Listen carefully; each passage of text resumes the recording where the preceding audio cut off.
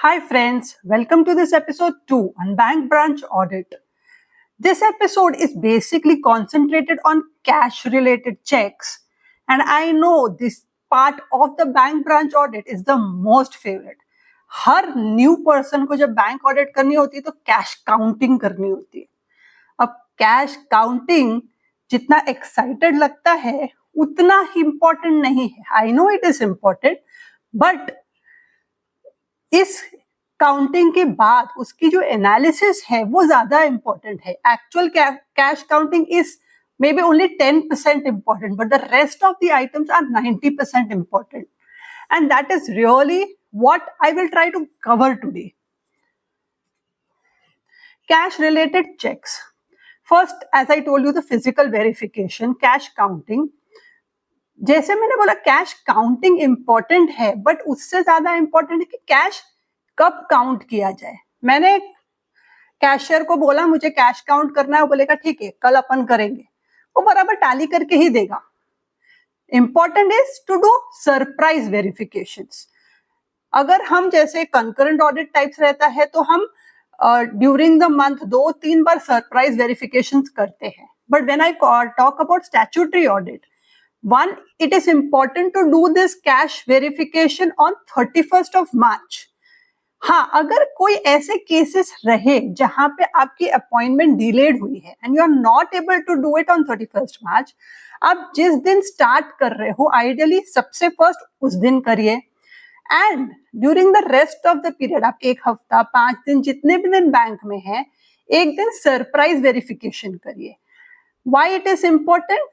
To understand कि देखो आप किसी को बोलोगे मैं चेक करने आ रहा हूं, वो अपना सब कुछ ठीक करके ही चेक करवाएगा. It is only when you do it surprise आप किसी की गलती पकड़ पाओगे. अब इस केस में डेफिनेटली उनको पता है इस हफ्ते भर में बैंक वाले भी वहीं रहेंगे और हम ऑडिटर्स भी वहीं रहने वाले हैं, तो वो लोग अपने अकाउंट्स और कैश के बैलेंसेस ठीक ही रखेंगे. बट स्टिल सरप्राइज एलिमेंट से एटलीस्ट इन्फॉर्म्ड वे से आप जो करोगे उससे तो बेहतर रिजल्ट्स मिलेंगे, राइट? अब कैश वेरिफिकेशंस कैसे करते हैं, तो I think most of you all know कि वो जो बंडल्स होते हैं उनको काउंट करते हैं, मशीन से करते हैं, कोई सैंपल बेसिस पे हाथ से भी काउंट करते हैं, XYZ. तो हम उसमें ज्यादा नहीं जाएंगे. व्हाट वी विल कॉन्सेंट्रेट, हाँ, और एक चीज और कि जब आप कैश वेरिफिकेशन कर रहे हो तो आप ब्रांच के अंदर का भी कैश वेरीफाई करोगे और ATM का भी करोगे. दोनों का कैश वेरीफाई करना जरूरी है. मोर देन दैट, उसके सेफ कीपिंग को लेके, यानी कैश जब आप काउंट कर रहे हो, कैश काउंट करने जब आप जा रहे हो, तो वो कैश जहां रखा गया है वो डुअल कस्टडी में है या नहीं. यानी कोई एक ही पर्सन दोनों चाबियां लेके आया, आपके सामने खोल रहा है, आपको अंदर लेके जा रहा है, इस तरह से नहीं होना चाहिए. 2 different people are authorized to do dual verification. दोनों पर्सन साइमल्टेनियसली हाजिर होने चाहिए और आपके सामने उसको कैश लॉकर है, चेस्ट है या ATM का जो चेस्ट है उसको खोल के आपके सामने दिखाना चाहिए. As on today there are many banks who are doing it on biometric. यानी ऐसे केस में तो चाबियां नहीं होती हैं, तो ऐसा पॉसिबल ही नहीं है कि एक ही पर्सन आगे दोनों चाबी लगा देगा. But still if you end up in branches when there are keys, तो कोई एक पर्सन ने ये दोनों चीजें नहीं करनी चाहिए. अब सेकंड इंपॉर्टेंट, जब आप कैश काउंट कर रहे हो आपको समझना है कि उधर कितना कैश है, और कैश काउंट करने जब आप जा रहे हो उससे पहले 2-3 चीजें आपको पता लगानी है. फर्स्ट, आपकी कैश लिमिट क्या है. हर एक ब्रांच को एक लिमिट दी जाती है, 15 लाख 20 लाख इतना उनका एक लिमिट होता है. बड़ी ब्रांच है तो 50 लाख भी हो सकता है, 1 करोड़ भी हो सकता है, डिपेंडिंग ऑन के कैश के ट्रांजैक्शन वहां कितने होते हैं उस ब्रांच में. वो जो लिमिट है आपकी cash on the day when you are counting and over the year, पूरी एक रिपोर्ट आती है जहां पे डेली कैश बैलेंसेस लिखे रहते हैं. कोई बैंक्स में ये रिपोर्ट रेडीली अवेलेबल नहीं होती है, तो आपको मेहनत करनी पड़ेगी कि एक्सेल में 365 डेज के हर एक डे के कैश को लिखना पड़ेगा. वाई? बिकॉज जिस जिस दिनों पर ये cash is in excess of the limit provided to the branch, we need to report it. The bank also needs to report it to their HQ and HQ to RBI, and in our reports also we need to report, that is auditors report के जो सारे annexures बनेंगे LFAR के, उसमें आपको report करना पड़ेगा कितने ऐसे दिन थे जब रिटेंशन लिमिट के ऊपर कैश था. तो इसीलिए इस एक्सरसाइज को करना जरूरी है, इसीलिए और ये जो डॉक्यूमेंट है एक रिटन डॉक्यूमेंट होता है wherein cash limit is specified. तो आप वो बैंक मैनेजर से मांगिए कि वो ऑथराइज लेटर आपको दे based on which you can understand what is their limit and आप चेक कर पाओ। अब ये कैश लिमिट का मैंने जैसे कहा, suppose the limit is 20 lakh, कभी 18 लाख आपका बैलेंस है, कभी 20 है, कभी 21 है, कभी 15 है, समझ में आता है because during the closure of the period अगर किसी ने हैवी डिपॉजिट किया तो आप सेम इमीडिएट मोमेंट पे जाके आपके करेंसी चेस्ट में डिपॉजिट नहीं कर पाएंगे। तो इन सच अ केस ठीक है, अगर आज मेरा लिमिट एक्सीड हुआ, नेक्स्ट डे मॉर्निंग वो पैसा चला गया क्या, इट इज इंपॉर्टेंट कि वो पैसा आपके बैंक में आइडल नहीं रहना चाहिए and that is why all this exercise is there. So check कि आप कौन कौन से डेज पे ऐसा एक्सटेंड हुआ है, उसके रिलेटेड आपके हायर अप से एक आपको परमिशन मिल गई है post facto and the specific cash जो एक्सेस हुआ जिस दिन पे उसके नेक्स्ट डे पे वो रेमिट भी हो गई है, राइट। अगर आपको हमेशा ही दिखता है कि almost out of 365 days 300 days पे कैश ओवर ही है, so it is an alert, इतना कैश क्यों रखते हैं। कई बार वो ब्रांच मैनेजर आपको एक्सक्यूज देगा कि हमारे यहाँ पे बहुत सारे विड्रॉवल्स भी होते हैं, तो कैश रिटेंशन लिमिट जो डिसाइड होती है वो ये सारे फैक्टर्स को देख के होती है कि डेली बेसिस पे कितना कैश यहाँ पे डिपॉजिट किया जाता है, कितने विड्रॉवल्स होते हैं, ये फैक्टर्स के समझ के इसका कैश रिटेंशन लिमिट डिसाइड होता है। So it is important that it is adhered to. अब इससे ज्यादा क्या होता है मालूम है कि समझो मेरी 20 लाख की लिमिट है, अब उसमें से I have personally experience, there have been cases कि जहां पे 15 लाख तो एक सॉइल या म्यूटिलेटेड नोट्स हैं, कट सॉइल, आपको पता होगा कि आप कटी फटी नोट बैंक में डिपॉजिट कर सकते हैं। वो बैंक वालों को क्या करना है, उसको बंडल बंडल बना के फिर उनके करेंसी चेस्ट में उसको भेजना होता है। अब ये जो प्रोसेस है वो प्रोसेस बहुत टाइम कंज्यूमिंग है, तो जो कैशियर है वो ये नहीं करना चाहता। उसके लिए सबसे लास्ट काम होता है मेरे cut mutilated and soil notes को एक्यूमुलेट करना, बंडल अप करना और रेमिट करना। तो जितना वो आलसपना दिखा के उसको डिले कर सकता है वो करता है, बट एज एन ऑडिटर आपको इंश्योर करना है कि ये ऐसा ब्रांच में नहीं हो रहा है। आप इमेजिन करो कि 20 की लिमिट है अगर और 15 lakh, and this I am talking about real facts, there has been a branch जहाँ पे 20 की लिमिट में आप देखोगे तो 15 lakh for cut and soiled notes, means आपके पास सिर्फ 5 लाख अवेलेबल है for your day to day activities, आपके डिपॉजिट विड्रॉवल सब इस 5 लाख के अंदर। तो अगर आपके 5 लाख के अंदर ये सारा मैनेज हो सकता है तो कैश रिटेंशन लिमिट कम कर दी जाए, right, might as well, that is beneficial, right. तो इसीलिए अगर ऐसे कोई हैवी एक्यूमुलेशंस है, लार्ज एक्यूमुलेशंस है ऑफ कट म्यूटिलेटेड और सॉइल्ड नोट्स, तो उसको जरूर रिपोर्ट करिए। कैश लिमिट्स जैसे मैंने बोला वो तो हम कवर कर ही चुके हैं। अब verify that the cash is promptly remitted. अब ये रेमिट करने के लिए भी कैशियर बहुत रोते हैं कि अरे वो, क्योंकि इट इज बेसिकली क्या, उनको पूरा का पूरा टैली करके बंडल्स सारे रेडी करने होते हैं। करेंसी चेस्ट वाले जब पर्सन आएंगे उनको एकदम प्रॉपर रिक्वायर्ड फॉर्मेट में देके ही वो जाता है। अब ये उनको लगता है मेरे लिए एड ऑन काम, it is the part of their duty, but what they feel is this is an additional work and they don't want to do it. So it is important कि वो प्रॉम्प्टली रेमिट हो रहा है। अगर वो remit नहीं हो रहा है और ब्रांच में पड़ा है, आप इमेजिन करो इट इज आइडल कैश, और idle cash means it is a loss to the economy, it is a loss to the bank. So this is not acceptable and it should not be done. Cash discrepancies तो definitely, अगर मेरा balance as per books is say 1 crore and balance जो actually physical दिख रहा है is 95 lakhs या 99 lakhs, 99,000, even 1,000 less is not acceptable. तो discrepancy तो हमको रिपोर्ट करनी ही करनी है, तो इस पे मुझे नहीं लगता कि बहुत ज्यादा मुझे स्ट्रेस करना है। बट बिसाइड्स शॉर्टेजेस हमको पता लगाने की कोशिश ये करनी चाहिए कि ऐसा क्यों हुआ। अब कई बार कैसे होता है कि वो पर्सन बहुत लेथार्जिक है या इग्नोरेंट है, तो वो बॉदर नहीं करता है, पैसे यहाँ वहां रख दिए, मिले नहीं मिले व्हाटएवर। तो वो केसेस पे टैली अगर हो रहा है means it is an internal control weakness. और ये इंटरनल कंट्रोल वीकनेस आज 1000 रुपए कल 1 लाख हो सकता है। एंड उससे इंपॉर्टेंटली अगर कोई फ्रॉड है, आज 1000 रुपए, मैं तो इसके लिए ये भी कहूंगी कि मेरा समझो 1 करोड़ के ऊपर बैलेंस है, तो भी मुझे क्वेश्चन करना चाहिए कि हाउ इज इट पॉसिबल कि आपका actual cash is more than what is reported in the books.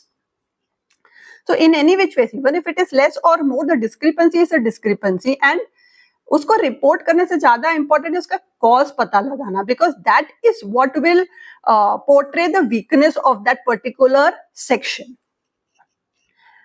Daily transactions, अब जो डेली कैश के ट्रांजैक्शंस होते हैं वो रिस्पेक्टिव ब्रांच में अगर कोई ऐसे कस्टमर्स हैं जो मेजरली कैश में डील करते हैं तो उनके पास बहुत heavy cash deposits and withdrawals होते रहेंगे। In such cases even if the cash daily transactions are in huge numbers, 10 crores, 50 crores, I am not that heavily bothered because it is a routine thing. It is under control and people know about it. So all those respective checkpoints are in place. But if the branch does not have any such customer, and you find suddenly on few of the days there are huge deposits or maybe there are huge withdrawals, it is important कि ये हम पता लगाएं। क्यों? Fraud जब होता है तो आप ऐसे ही कोई ब्रांच में देखेंगे जहां पे रेगुलरली कोई ट्रांजैक्शंस नहीं हो रहे हैं, कोई भी ऐसा इनफ्लक्स है, वो influx is an alert, something which is horizontal, we are happy. अगर आप बहुत फ्रीक्वेंटली अप्स एंड डाउन्स देख रहे हो तो उसका रीजन जानना बहुत जरूरी है। एंड कोई भी अप एंड डाउन 1-2 बार हो सकता है या फिर थोड़ा अप एंड डाउन हो सकता है। If you find huge variances, it is generally a very high alert और उसके रीजंस पता लगाइए is what your responsibility is as an auditor. So daily cash monitoring and scrutinize abnormal receipts and payments. अब cash related आगे के जो checks हैं उसमें एक है इंश्योरेंस कवर। जनरली हम इंश्योरेंस कवर का पता लगाने की कोशिश करें, but as on today most of the banks have a central cover. यानी अगर मैं समझो bank of Baroda, state bank, इनको बोलूं तो उस बैंक का एक टोटल कवर होता है, हर एक ब्रांच वाइज इंश्योरेंस कवर नहीं होता है। तो इसीलिए जो मैंने बोला कि कैश रिटेंशन लिमिट जो है अगर वो एक्सीड कर रही है, यानी अगर मैंने 1000 करोड़ या 10,000 करोड़ का इंश्योरेंस लेके रखा है, they have calculated it based on her एक ब्रांच की लिमिट, उसको एक्यूमुलेट करके करके करके एक टोटल फिगर बनता है।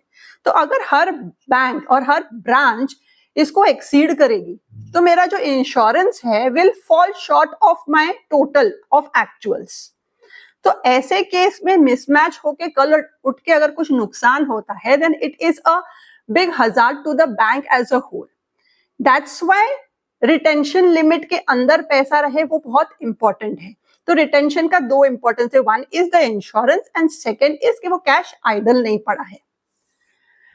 करेंसी चेस्ट, तो जो करेंसी चेस्ट के ट्रांजैक्शन है, अगर आप कोई करेंसी चेस्ट रिलेटेड ब्रांच में ऑडिट कर रहे हैं तो उसके स्पेसिफिक चेक्स होती हैं, उसकी स्पेसिफिक चेकलिस्ट है जिसके बेसिस पे आप हर लाइन आइटम को चेक करना है। यहाँ पे मोस्ट इंपॉर्टेंट है कि किस किस ब्रांच से सही से पैसा आया है, उसको अकाउंट फॉर हुआ है, और उधर से जो विड्रॉवल्स हुए हैं वो भी ठीक से अकाउंट फॉर हुए हैं।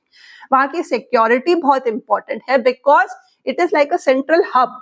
वहां पे बहुत सारे ब्रांचेस का पैसा एक जगह पे पड़ा हुआ है and it is a heavy cash collection.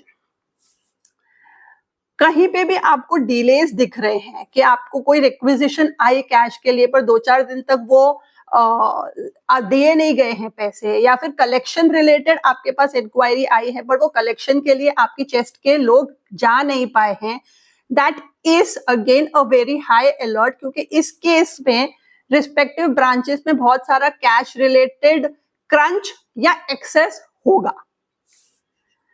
अब there are several reporting guidelines with related to the cash जो बैंक अपने HO to the RBI करते रहते हैं on a daily basis, on a weekly, monthly, yearly basis। हर वो transaction, हर वो report निकाल के आपको एबनॉर्मेलिटीज चेक करनी है। एबनॉर्मेलिटीज जहां भी दिखते हैं उसके रिलेटेड रीजंस फाइंड आउट करने हैं, और अगर वो रीजन जेन्युइन लगता है वी आर एक्सेप्टिंग इट। अगर नहीं, all those actually what I told ना, ऐसे जब भी एबनॉर्मेलिटीज आप देखते हैं they are cause for concern, यहाँ फ्रॉड होने की प्रोबेबिलिटीज रहती है, इसीलिए ऐसी एबनॉर्मेलिटी को डीप डाइव करके एनालाइज करना बहुत जरूरी है। कुछ चेक्स अगर मैं जैसे बोलूं तो there is a cash transaction report जो डेली बेसिस पे जाती है, एंड 10 लाख के ऊपर जो भी कैश ट्रांजैक्शंस होते हैं वो सारे सीटीआर में रिपोर्ट होते हैं। तो अगर मैं बोलूं कि मेरा कोई ज्वेलर है, अगर वो ज्वेलर का रोज उसमें नाम है सेइंग कि इसके 10 लाख के ऊपर ट्रांजैक्शंस कैश के हुए हैं, will I worry? Generally no, because अगर वो एक ज्वेलर है जिसके पास रोज कैश आता जाता है तो उसके डिपॉजिट और विड्रॉवल्स भी उतने ही रेगुलरली हेवी रहेंगे। तो सीटीआर में उसका नाम होने के बावजूद I will not worry. But if I find certain customers in this report जिनका कैश रिलेटेड ज्यादा ट्रांजैक्शंस नहीं होता है, तो उन कस्टमर्स को आइडेंटिफाई करके उनके ट्रांजैक्शंस को एनालाइज करना पड़ेगा। तो that is how I tell the CTR reporting is very important. Moreover, अगर कोई भी पर्सन 50,000 के ऊपर बैंक में कैश डिपॉजिट करता है तो उसका पैन उसको सबमिट करना होता है, और अगर पैन नहीं है फॉर एनी रीजन तो फॉर्म 60 देना होता है। अब फॉर्म 60 रिलेटेड हम केवाईसी का जब भी एपिसोड लेंगे तो उसमें ज्यादा डीप में उसके बारे में डिस्कस करेंगे। पर मैं एक चीज बोलूं कि आज की तारीख में 50,000 is nothing. Even a street vendor आज की तारीख में आके 50,000 रुपए डिपॉजिट करता है और उसकी जो अर्निंग्स है वो 2.5 लाख 3 लाख के ऊपर होती है, तो उसको पैन लेना वैसे ही कंपलसरी है। अब ऐसे जो रोज 50,000 की डिपॉजिट करता है वो बोलेगा मेरे पास पैन नहीं है और मैं फॉर्म 60 दे दूं, तो you need to be really alertive about whether the transaction and the customer is genuine. RBI का मास्टर सर्कुलर है which lays down every single check related to the cash transaction, cash related transporting, cash related transactions, and वो line by line check करिए, ताकि because this is cash is something बहुत easily fraud prone है, तो इसीलिए इसके checks ज्यादा important है। अब आरबीआई की पॉलिसी इस हद तक भी है कि every bank and every branch has to follow certain steps related to what kind of notes can be accepted, what kind of notes can be disbursed, और वो clean note policy भी adhere हो रही है कि नहीं, ये आपको आपके कैश ट्रांजैक्शन चेकिंग में वेरीफाई करना है। आपको जैसे मैंने प्रीवियस एपिसोड पे भी बोला था, आपके question answers please comment box में डालिए and we'll reply back in the same comment box. And this episode has been recorded prior to the first one, release of the first